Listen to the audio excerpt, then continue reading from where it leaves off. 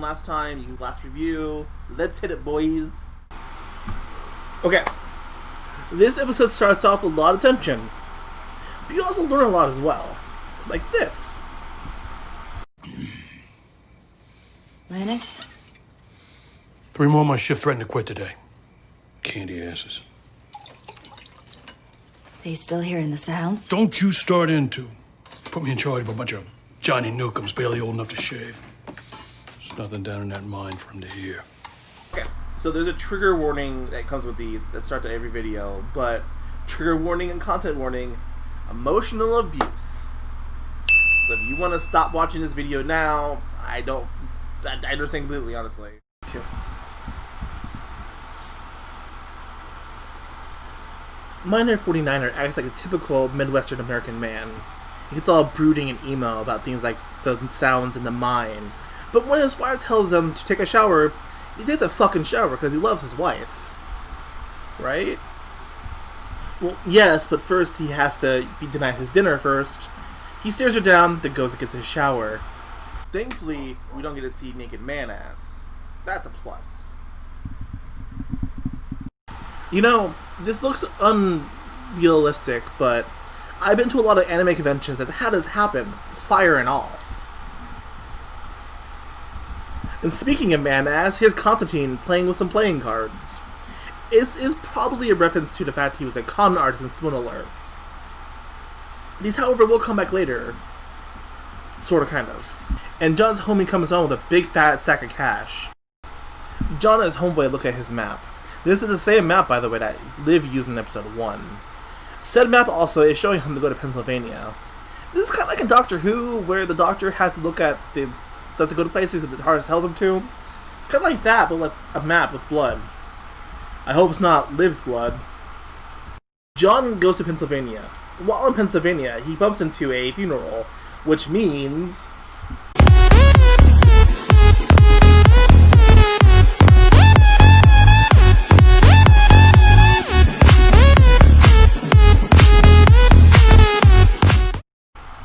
God, that meme's great.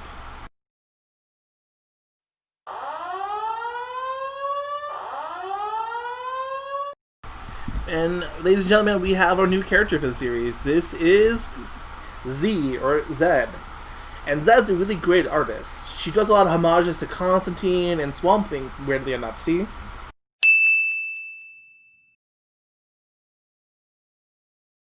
Well, this is Z, or Zed, like I said earlier, and not Liv, but what happened to Liv? Where is Liv at? Where is the girl? Well, before we go a little further with this here, I want to address an elephant in the room. Okay, starting, what happened to Liv? I don't know. There's no plot reason why she's no longer in the series, but she's not here. And what I read from an interview with Matt Ryan, the head of CBS just didn't like her character, and she wouldn't fit into the series. And there's no mention of what happened to her, and now here's a new companion. We really are Doctor Who town now, aren't we? Constantine bumps into our new waifu, heroine, totally meant heroine, not waifu. And right away, the new girl bumps into Constantine and starts to mumble about how she's been dreaming of him, and well, girl, same. While this is happening, John accuses her of being a con artist, and it's kind of hypocritical, because, well... Or lonely sod, and then bump into him as if you're his long-lost lover. Tongue in his ear, hand in his pocket, I bet. It's a nice play, love, but I think I'll sit this one out. No, it's the dirty blonde hair. Constantine tries to destroy her fan art. However, this is actually a bit of a cool fun fact. This is actually a reference to what happens later in the episode. After he tries to destroy her fan art, he tries to dip, but it doesn't work. He also gives her a tip on how to find him, which he then vanishes, but it's cool though because she swiped his ID. John Constantine.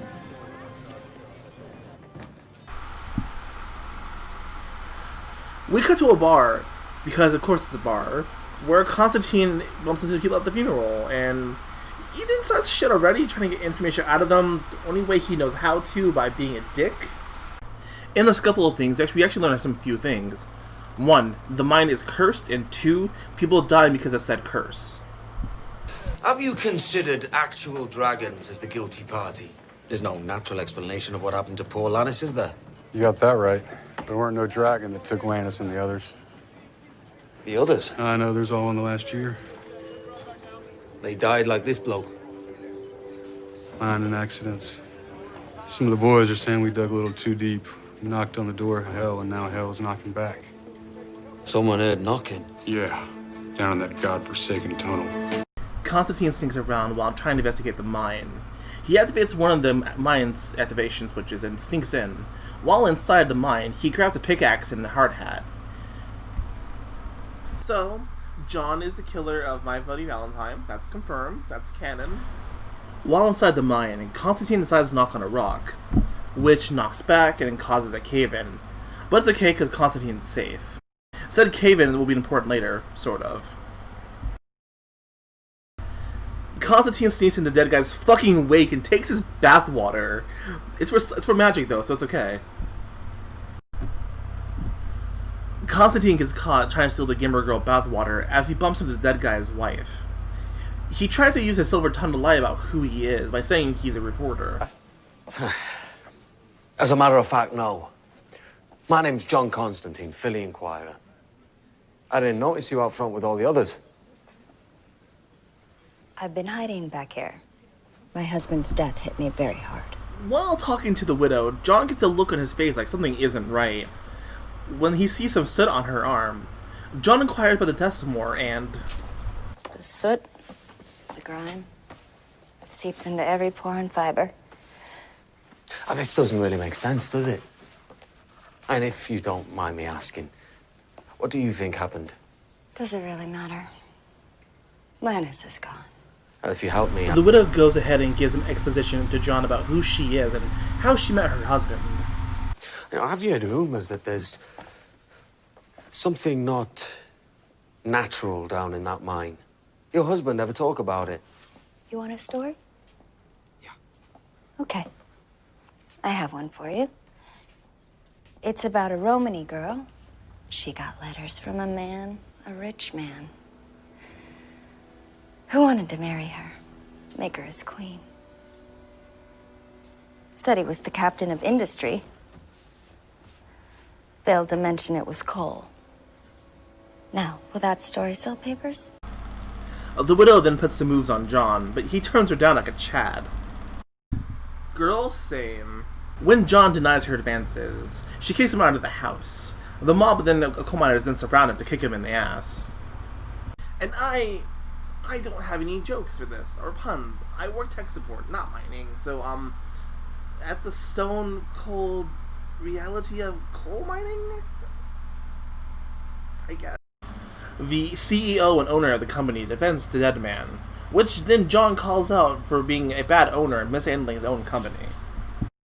John enters his hotel room to find out his new companion there waiting for him, who reveals... Drop this.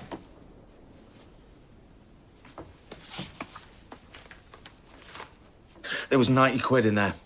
You must have dropped that too. This is important because it shows her need to find answers. The answers of who John is, the answers to her powers, and it shows she's willing to get down and dirty if she needs to. We also learn that she also reveals that her name is Zed, or Z, who follows him around and speaks nonsense about how well... You just been in my head for months. And then, all of a sudden you're here? Don't you want to know why? I don't seek answers to questions that needn't be asked. Well, I do. I don't know anything about you, but I feel like I should. Running into each other today? That's destiny. Well, if it's destiny that you're after, then maybe you should take that 90 quid and put it on the lottery. You mean something to me. You know what, maybe? I mean something to you, too. Reason to elevate my personal security. I have visions I can't control. And sometimes feelings. Listen, Zed. I'm starting to like you, a little bit. But not enough to let you stay, so if you don't mind, you can... What is that? Loneliness. We learned that the art Zed draws is from her visions. We learn this when she grabs John's hand and we hear a random scream. The two have a bit of a sexual stare down as they get closer, and closer, and closer, and closer. Get from here, Nine Inch Nails.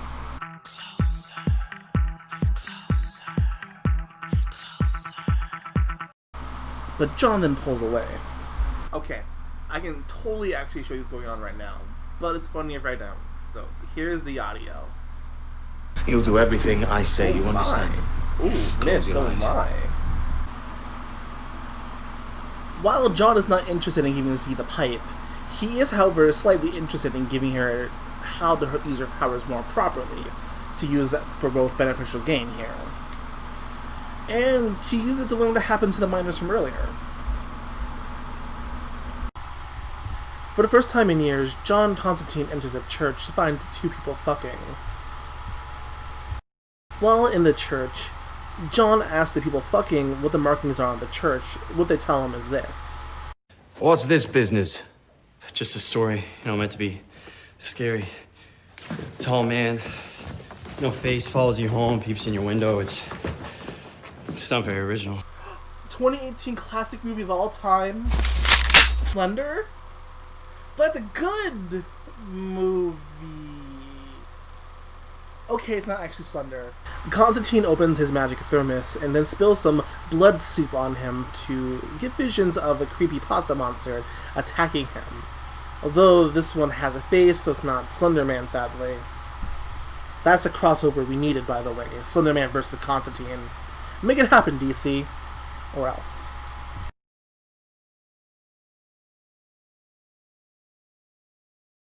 We cut to our companion looking for John, who is nowhere to be found, unfortunately, though we get some nice character development about her, as well as her relationship with John and how confused about everything she is. The priest next to her gives her a bit of confession of his own about his feelings and emotions about what's going on in the town and how he lost his job.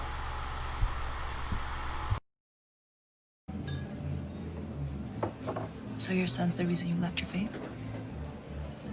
I left the church when the mine swallowed him.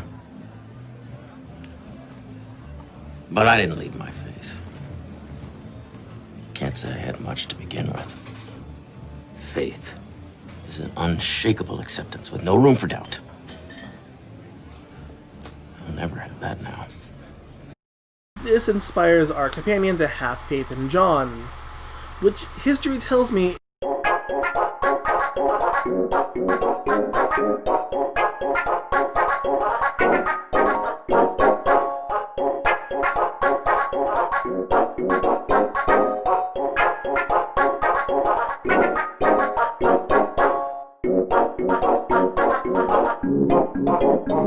is a bad idea. However, this sentiment doesn't last long when she finds Constantine drunk at her apartment. And within 10 seconds, he ruined the best part of her day. A new record. Constantine and Zed have a bit of an argument about how Zed's past works and who she is. Constantine then tries to scare Z off by going ahead and saying, oh, demons are evil, and how she has to be deadlier than a demon to hang with his crew, and, well, she is. And then the alarm goes off. It's happening again.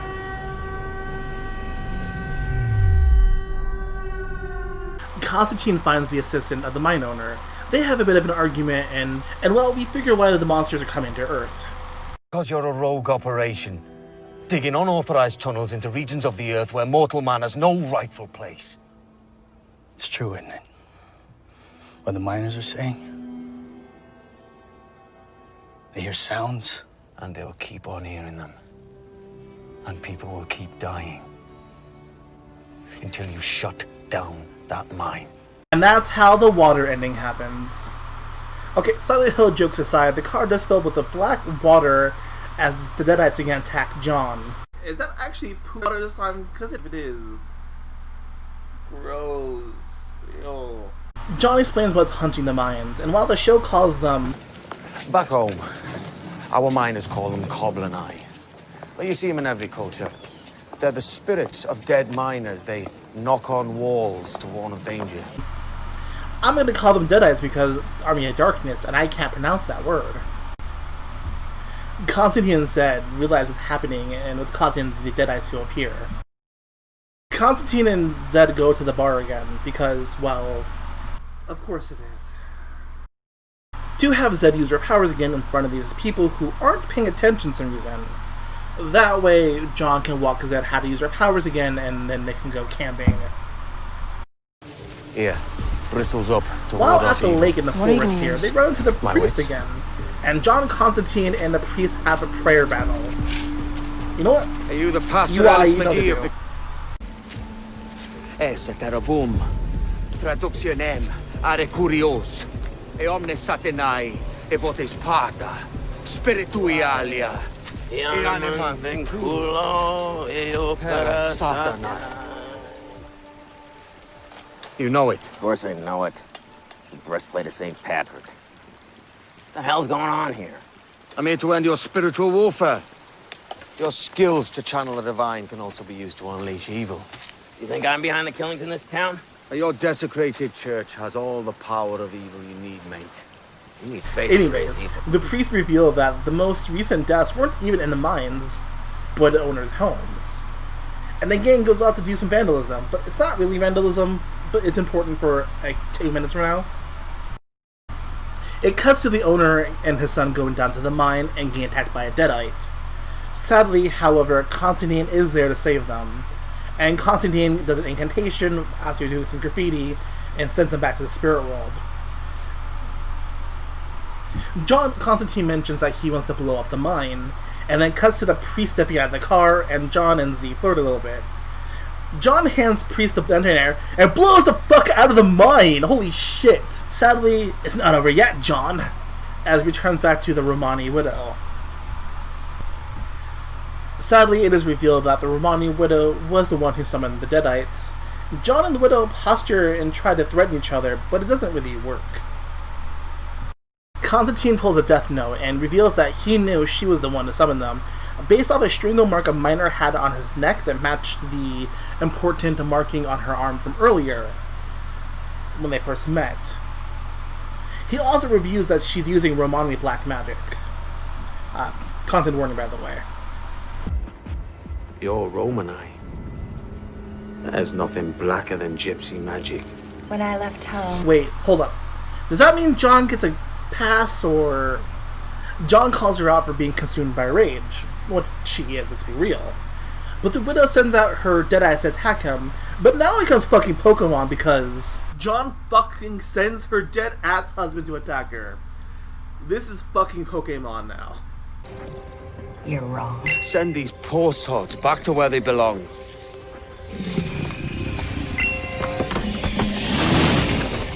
Kill him. O restless spirit of this house, I summon thee to seek thy revenge!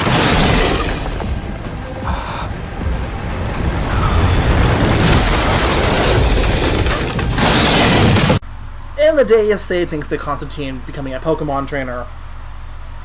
John and Z flirt some more and make a big deal about helping each other.